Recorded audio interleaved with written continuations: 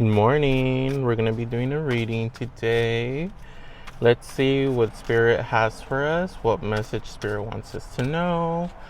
And in everything that is being said here is basically from Spirit, so take everything as it resonates. If it doesn't resonate, then this reading is not for you. So let's see.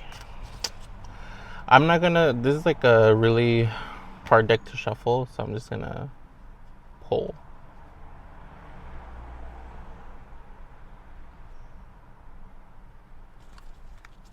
Okay. The Elder of Pentacles, which is basically the King of Pentacles.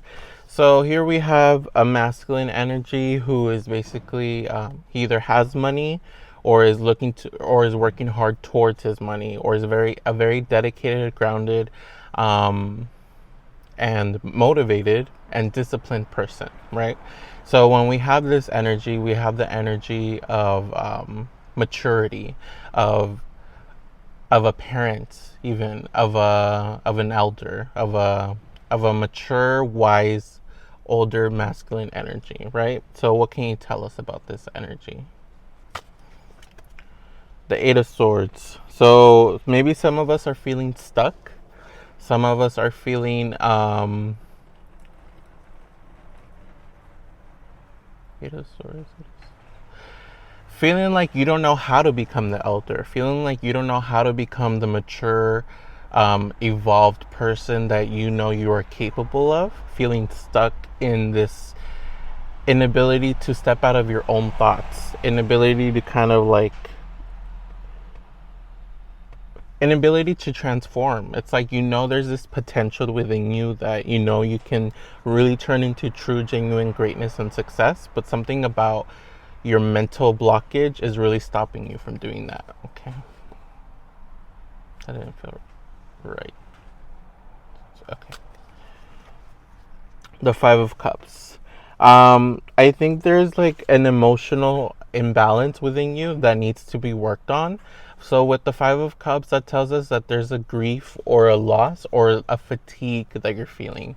So the sense of like being unable to really emotionally is like this sense of fear of being unable to emotionally invest in something. It's like you're constantly on this state of mind of like loss, of like something's gonna happen, something negative will come out towards the situation, something a loss, a pain will always accompany the success that I constantly crave.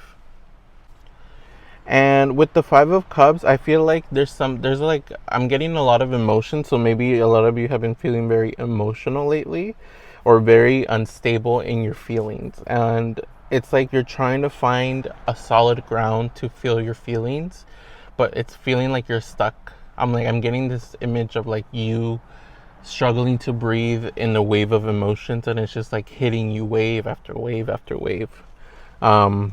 Oh, what's that song? Wave after wave, slowly drifting. um, let's see. We have the Ace of Cups. I feel like Spirit wants you to really find something to emotionally invest in. The reason that is because I feel like there's a freedom and a lifting of some sort that's gonna accompany that.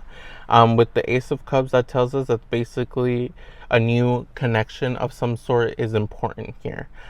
It's either on the way, or it's your purpose to kind of look for one. I'm getting the sense of tranquility when I see this. So find something to emotionally connect to that's gonna make you feel at peace, or it's gonna make you feel calm. I think it makes it difficult because we feel so unstable. But the thing is, it's one thing to feel unstable with rocky waves versus feeling stable despite how strong our emotions. Think of like a tsunami versus of what's it called?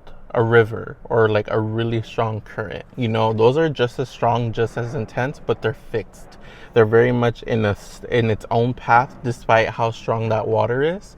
Versus tsunamis and big waves are like chaotic and just come rapidly and overpower things. So there's still strength in the emotions that you're feeling. So it's not about numbing your feelings, or it's not about getting rid of those feelings, but it's about learning to control them in a very disciplined and constructive manner with its own path and a purpose. Kind of that's kind of what I'm getting. Like, find a purpose that you're gonna be able to emotionally invest in. What's another card? That's not the Elder of Cups. I feel like there's before you can become a King of Pentacles, you need to kind of master your emotions a little bit. Or even that, if you're gonna be working towards your discipline and your maturity and your financial success, you also need to work towards your emotional success as well. So you can't ignore one or the other. It has to be both. All four, if anything: your spirit, your body, your mind, your thoughts, your passion, your drive, your emotions, and also your discipline. So those are all things that you need to keep in mind. So we're gonna end it on this video. What else can you tell us? What can we close this reading with, Spirit?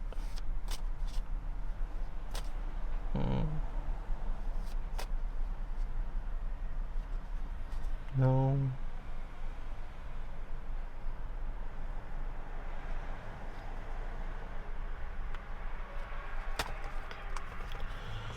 The Two of Pentacles. Once again, more water. So we have this sense of like being able to go back and forth between two things, being able to balance two things. And that's basically what I was saying, is like, if you're gonna balance your discipline and your motivation with your laziness, you have to learn to balance your emotional instability with clarity, with peace, with honesty, with truth. It's like you have to really genuinely be able to dive into the deep, dark aspects of yourself, despite how scary, despite how uncomfortable it is. You know, one thing I've really learned just in general about transformations, and any transformation that I've seen, like in movies or in successes or success stories, you know, if I'm getting like NBA, so maybe there's an NBA legend that you're really into that has a story that can resonate with you, or even baseball, or even I'm getting swimming, I'm getting like all types of sports, right? Football, even. Just basically a hero. Maybe find a hero that you can aspire to. Maybe you're not comfortable with that. Maybe you think, oh, well, they're people too and I can do it. It's almost like you think you have this idea of like you already know what to do, and you probably already do, but you won't do it. So there's a stepping stone of like, if you're gonna transform, be mindful and be accepting of the fact that you're gonna go through pain. You're gonna go through uncomfortableness.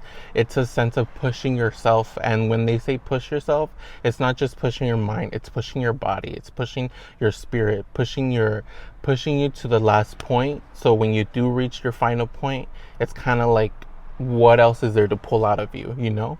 Because there's only so much you can grow when you limit yourself to your comfort zone. And that's something I'm definitely trying. Like, yeah, so it's not easy, it's very uncomfortable, and it's very scary, and it feels like you don't want to go through the pain of transforming into a success. You don't want to put in the work, you actually do want to put in the work, but you don't want to feel the work. You don't want it to take a physical toll on your body. You want to be able to do it, but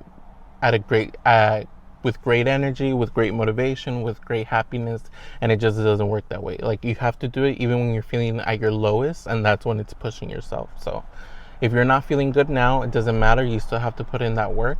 And that's why people say, like, no matter how I feel, I still do it. No matter how exhausted I am, I still do it. And that's basically the part of transformation. That's the uncomfortable, painful part of transforming into a greater self. So I'll leave it at that, and take care, and I hope the message resonated.